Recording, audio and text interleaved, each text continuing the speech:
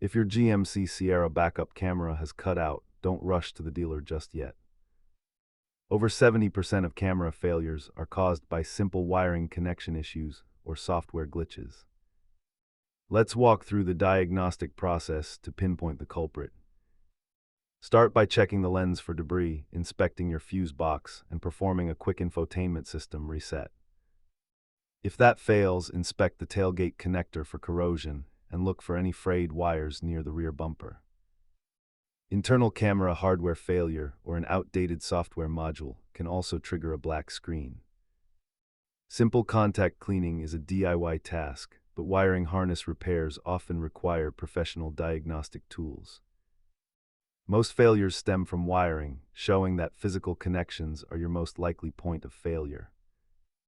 For advanced troubleshooting, grab a multimeter to check your grounds or scan for body control module codes. You will need a basic socket set, contact cleaner, and a multimeter to perform these checks safely. Always disconnect your battery before working on electrical systems to prevent accidental short circuits. Check those connections and you will likely have your backup view back in no time.